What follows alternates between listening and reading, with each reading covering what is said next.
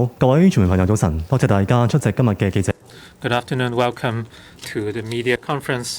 In attendance, we have the Chief Executive, Secretary for Labour and Welfare, and Secretary for Food and Health. The Chief Executive will first speak, and please keep your mask on at all times. Members of the media, members of the public, over the past 2 days, the number of cases, new cases in Hong Kong exceeded 1,000 in Hong Kong per day, and apparently we saw a rebound in the COVID-19 pandemic. That is why this morning I convened an interdepartmental meeting together with the Food and Health Bureau, and we are now reporting the results of our discussion. Yesterday, we had 1,179 new cases, and 2 days ago we had 1,047 cases, so we have been seeing a rising trend. 2 hours later, we believe we will see more than 1,000 new cases as reported by the Center for Health Protection. Over the past week, we saw a rising number of positive cases, and we saw the emergence of clusters in restaurants as well as bars. And that is why last month, the CHP had started case tracing on all these cases with the goal of curbing the transmission chain as soon as possible so that we will not see major outbreaks in our society. As I have reported 3 days ago, I met with COVID-19 experts last week, and they told me that the Omicron variant is highly transmissible. With the rise in social activities, it is inevitable that more positive cases are found through testing. Many people now regularly take rapid antigen tests, even on a daily basis. Through frequent testing, a number of cases were identified.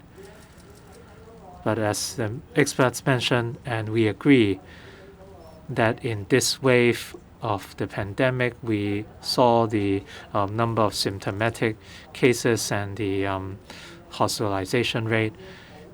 In the latest wave of the pandemic, one of our key goals was to safeguard Hong Kong's public health system so that our public hospitals will not be overburdened, and that could possibly lead to a collapse in the healthcare system. In terms of hospitalization, as of last night, 442 COVID-19 patients were staying in the hospital. This morning, the Chief Executive, Dr. Ko of the Hospital Authority, came up with a definition for COVID-19 patients. If the first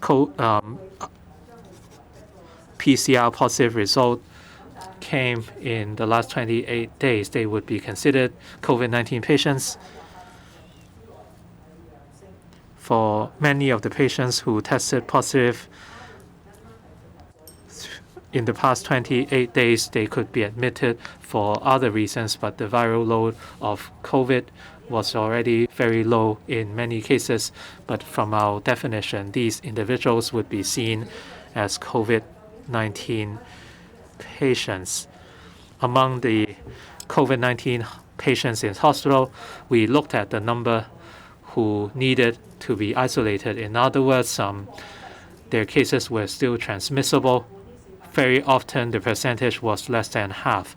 The 400-odd patients were using isolation beds, including first-tier or second-tier isolation beds or beds in the North Lantau Hospital, Hong Kong Infection Control Center. In other words, more than half the patients are staying in ordinary hospital wards because they carry very low viral loads and the risk of transmission is negligible. In terms of the patients in serious condition, that is serious in patients in critical or serious condition. They make up about 5% or 22 patients. Among the 22 patients, 3 had to be admitted to ICU.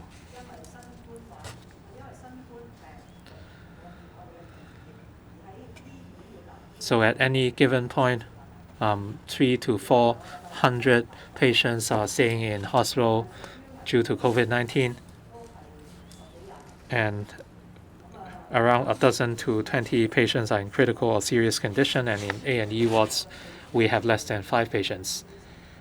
So these figures are rather indicative, and these are yardsticks used in many places in gauging the severity of the pandemic. So with the daily caseload exceeding 1,000, that could attract some interest or concern, but the pandemic is yet to affect the operation on our hospitals or overburden them. And this situation is related to the community immunity. With the 5th wave and the rising vaccination rates, members of the public many people have acquired antibodies through vaccination or by contracting COVID-19. So even if they contract COVID-19, the likelihood of severe complications remains low. For symptomatic patients that require treatment, compared with the beginning of the 5th wave, we are now in a much better position because we now have oral antivirals. The 2 antivirals have proved to be effective in curbing serious implications or complications.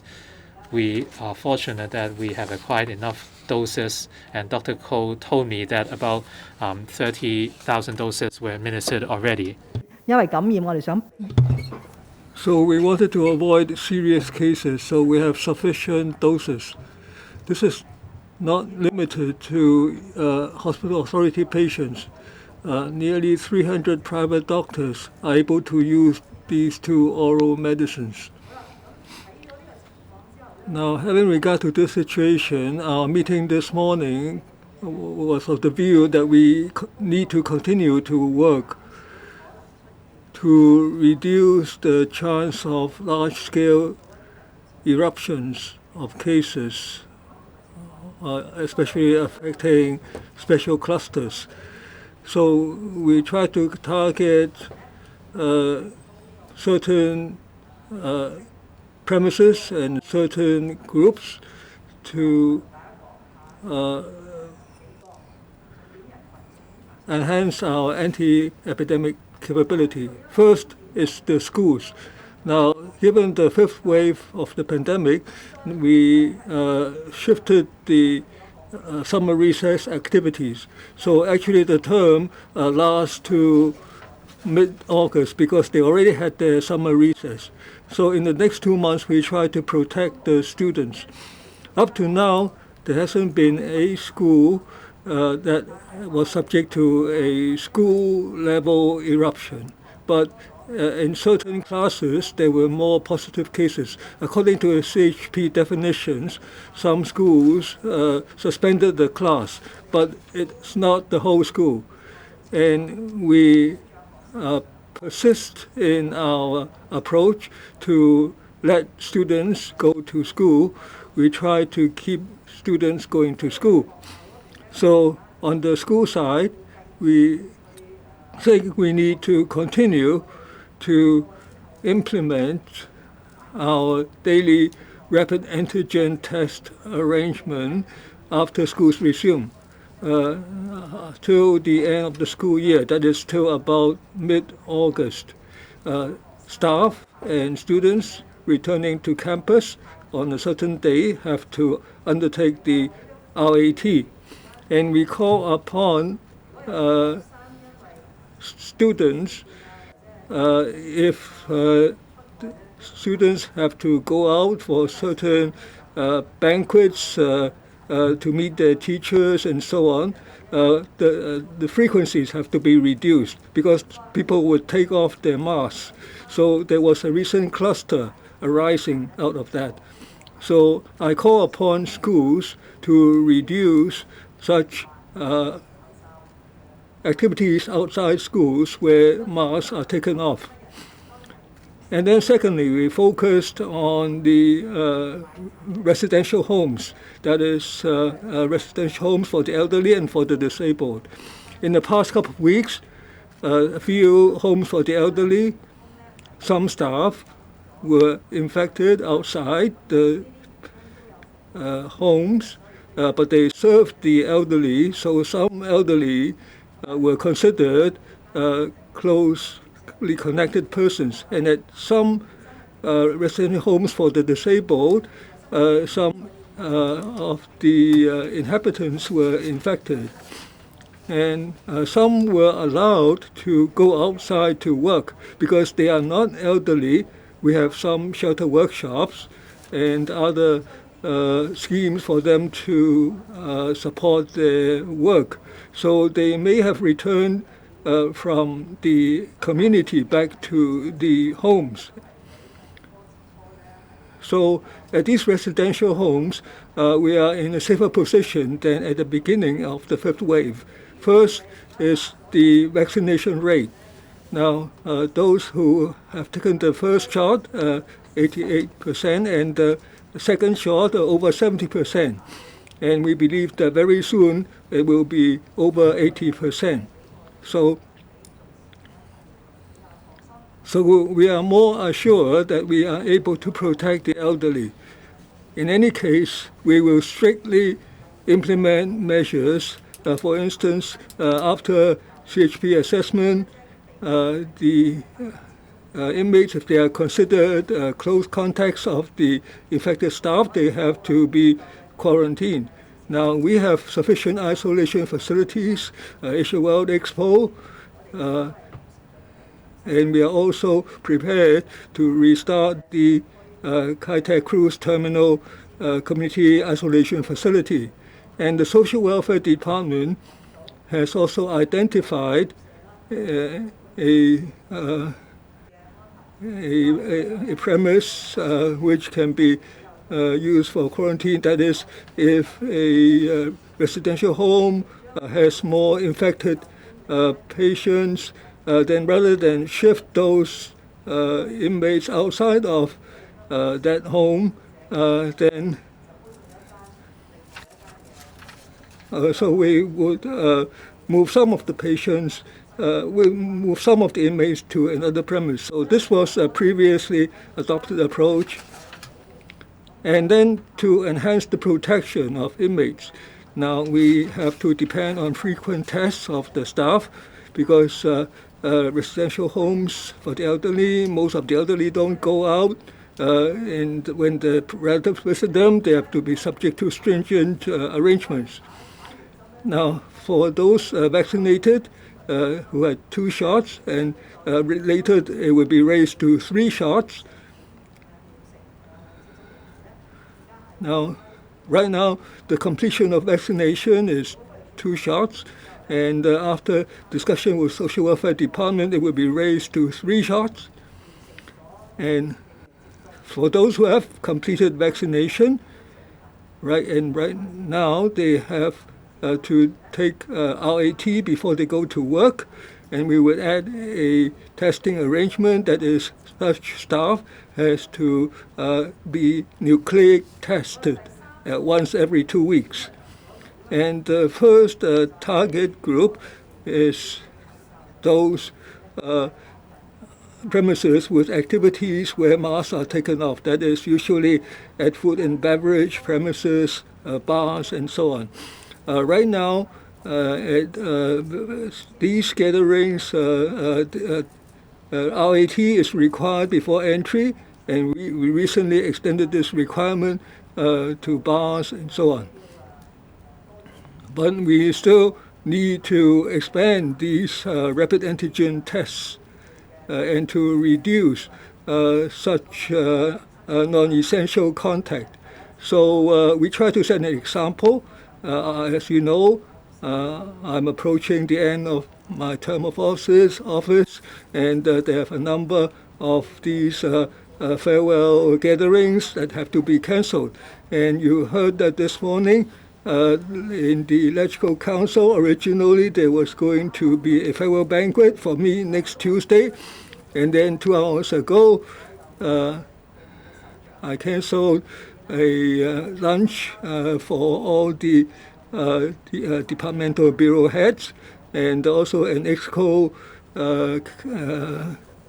dinner for me, and also the bureau heads were originally going to have a dinner for me, and so I can't enumerate all of them, so I don't wish these activities to go ahead because we try to reduce non-essential these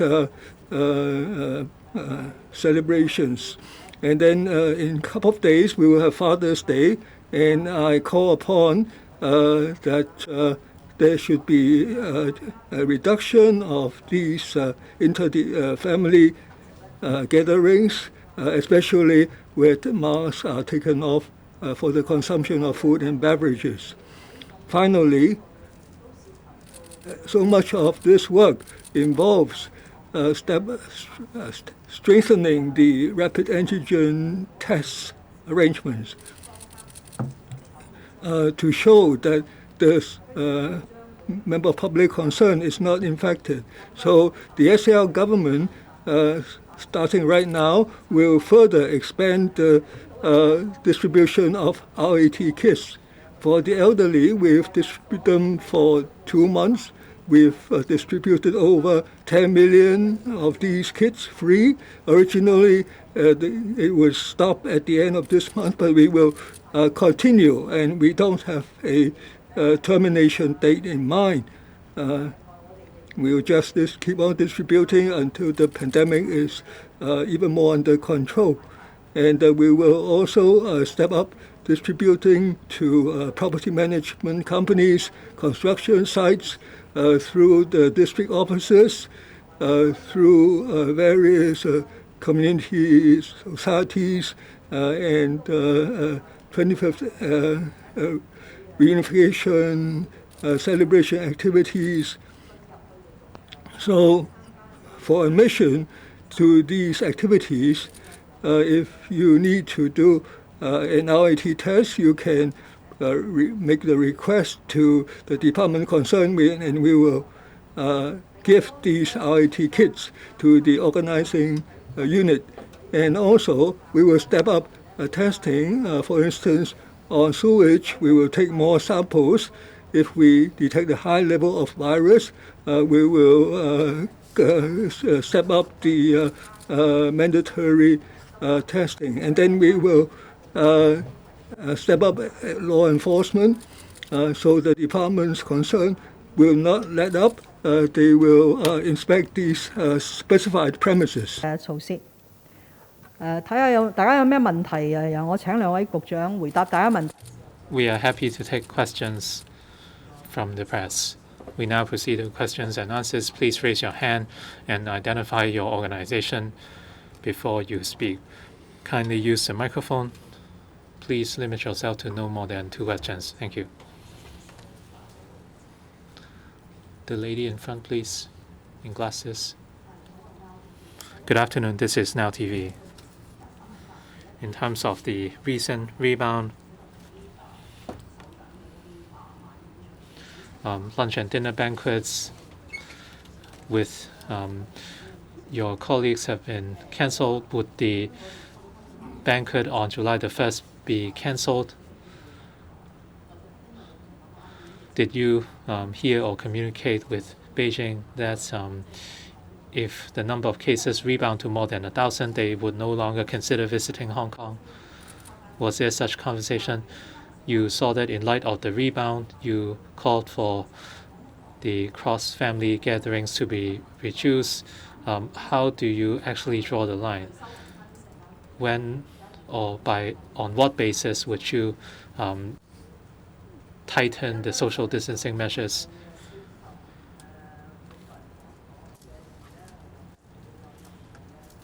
I would not comment on issues relating to officials visiting Hong Kong.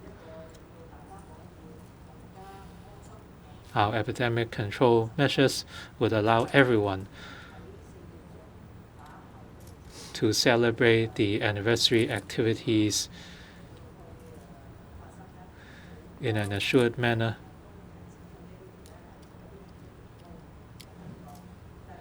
As the pandemic eased, there were a lot of preparations for anniversary celebration activities. Many organizations felt that the 25th anniversary is a key moment and it symbolizes a restart for Hong Kong. That is why they do not want to miss out on these celebrations, and I do agree with them. Having consolidated our anti-epidemic measures, we could allow these activities to go ahead. In the past 2 years, no banquet was held on July the 1st after the flag raising ceremonies. There were performances and speeches, but there were no banquets as far as I could remember, and that was due to epidemic control.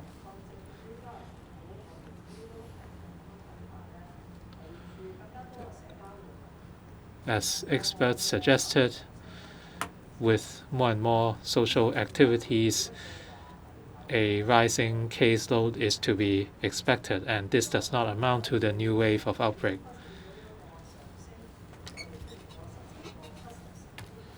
We saw a rising caseload and the emergence of 17 clusters. I believe only 4 remain.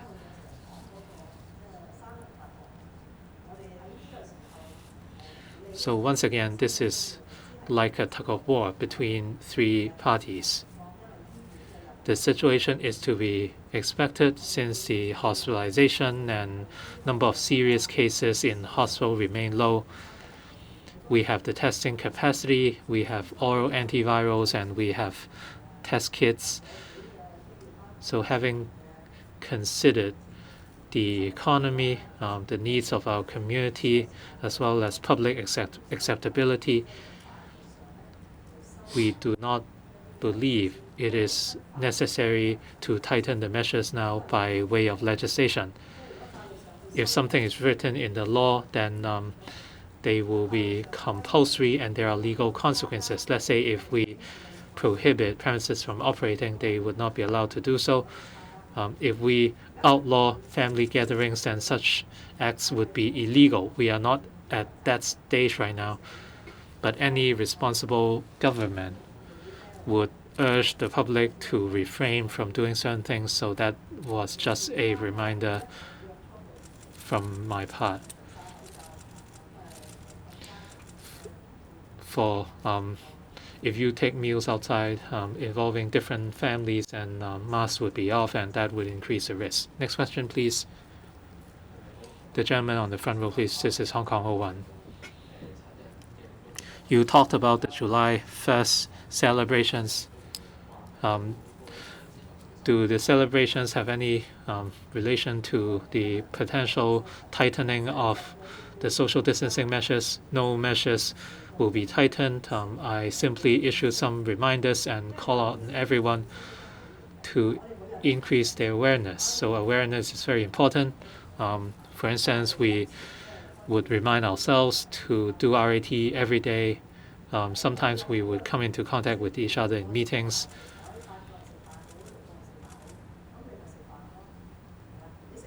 So you can have meals in a table of 6 or 8.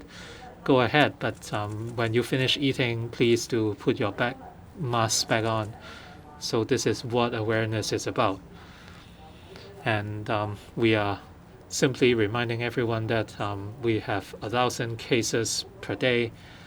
So it is important to remain vigilant. So with proper vigilance and the right preventative measures, we would not have to resort to legislation in restricting the daily activities of the public. Next question. The lady in grey, this is TVB. Mrs. Lam, you said for workers of residential care homes, they need to receive 3 shots and they must take RAT every day and PCR tests every 2 weeks. Does it mean that the RAT tests are not adequate or accurate enough? There were rumors that community or isolation facilities could be reopened. Would the makeshift hospital in Yuen Long be the first? And what about the meetings before the EXCO meeting? I do not know how the banquets could be held online. I attended the final Q&A session at LESCO, and I also made my last speech at LESCO, so I did not quite have more to say with LESCO members, but the LESCO president, Ms. Andrew Leung, was generous, and he offered to treat me to a meal, but given the cost to reduce the number of banquets, we decided to cancel the meal. So that was what it was. For the community isolation facilities, we have a sufficient supply right now. So for facilities still in active use, we have Penny's Bay, and there are many phases at Penny's Bay, and the total capacity is 4,440 units. Another 2 facilities are used as quarantine hotels or isolation hotels with more than 700 places as of last night. These 2 community isolation facilities could be invoked anytime, only had a utilization of 18%. In other words, we have more than 80% of capacity remaining to admit COVID-19 patients. For other CIFs such as TAME, they are in standby mode. They could still be activated swiftly, and we have the Kai Tak cruise terminal as well. It is conveniently located with the right facilities in place.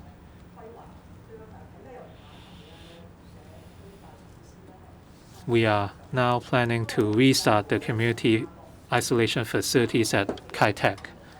At Asia World Expo, we have several halls which can be for quarantine of close contact elderly persons. They can go to Asia World Expo. Right now, the capacity is adequate at AWE for now.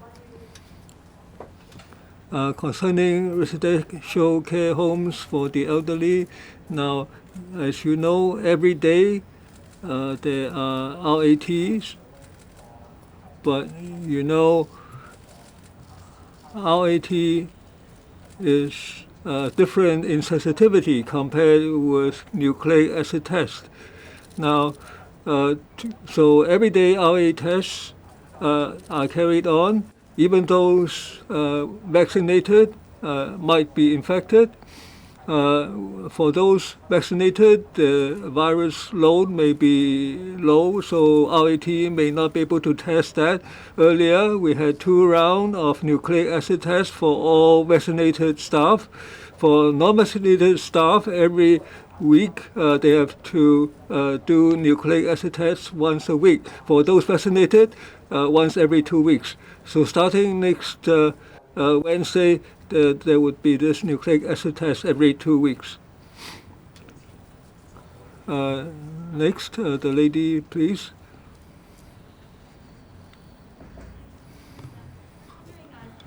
Given you any advice on how to handle the rising case numbers? Are they worried? And was this your decision to call this press conference or theirs?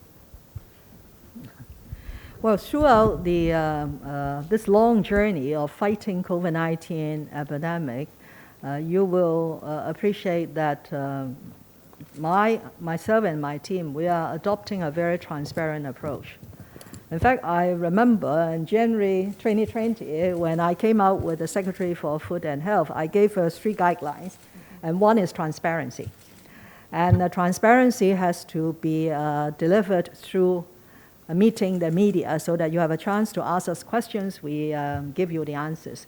So this is only natural. Since the daily confirmed positive cases have escalated to over 1,000, although I'm coming to the end of a term, I still I'm shouldering the responsibilities to fight the COVID-19. So I chaired a high-level cross-bureau meeting this morning together with the Chief Executive of the Hospital Authority.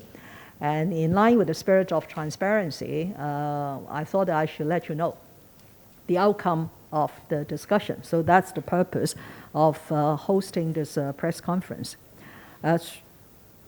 The central government's involvement in fighting the COVID-19 epidemic is when the Hong Kong SAR government needed help, they would almost immediately give us the help we need in various forms. And you have already seen this at least on several occasions. But on this occasion, in responding to another question, I said that we have sufficient supply of CIF, testing capacity, and and the antiviral oral drugs. So I do not see the need to appeal to the central government for any assistance or support for the time being. I could not say whether they are worried, but of course, in light of a spirit of concern for compatriots in the Hong Kong SAR, our motherland is always concerned whenever there are things happening in Hong Kong which they feel that may cause the Hong Kong people a bit concerned.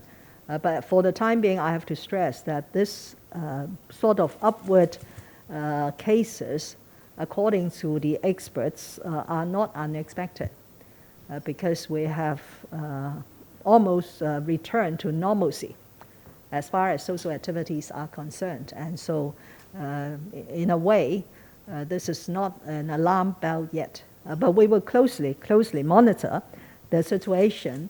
And if between now and the 30th of June, there are other occasions that I need to chair meetings, I need to decide on policy measures, I will still meet you people and through you people to disseminate the needed information to the people of Hong Kong. 好，我哋今日問多最後一條提問。前排中間嗰位男記者。One further question. TMHK, I'd like to ask Mrs. Lam, just now you mentioned a series of reinforced measures. You said you would try to create better conditions for people to visit Hong Kong. You have 2 weeks left. Do you think it will be effective? And I'd like to ask the secretaries, the facilities mentioned, where would those be? And what would be the arrangement for residential care home staff to be vaccinated for the 3rd time? Now, mainly we are using the Asia World Expo. There are 4 halls. Now, another 4 are being reserved, and we will use 2 of them if necessary in a few days. Now, also the Kai Tak cruise terminal facilities would be turned from standby mode to active mode. Now, the 3rd vaccine shot arrangement, we will talk to the stakeholders on the timetable on when the 3rd shot would have to be taken. Now, today, when we say vaccination has been completed, we mean 2 shots. But we know that quite a lot of staff have taken the 3rd shot already. So we will try to determine a reasonable time limit for them to take the 3rd shot as well. Now, we called the meeting today mainly because for the past couple of days, the number of cases have been over 1,000. So we need to review the situation. And we invited the CEO of the hospital authority to join us because we don't want the public hospitals in Hong Kong to come under the risk of collapse. So the data show that we are safe. And today we just try to raise the anti-epidemic awareness. We are not trying to restrict the public's activities, and we try to maintain the status quo through the end of June so that the public can enjoy normal life. And when the 25th anniversary arrives, we all have the scope to conduct various activities. So we are very targeted. We call upon people to take more RATs. That is, we are in respect of activities where people take off their masks. Now, we try to promote the wearing of KN95, and some members of the public wear 2 masks. Those are relatively safe. But for those activities where masks are taken off, they are of higher risk. So we think we should raise people's awareness now so that our resumption of normalcy hopefully will continue to progress till after the 1st of July. Thank you for attending the meeting.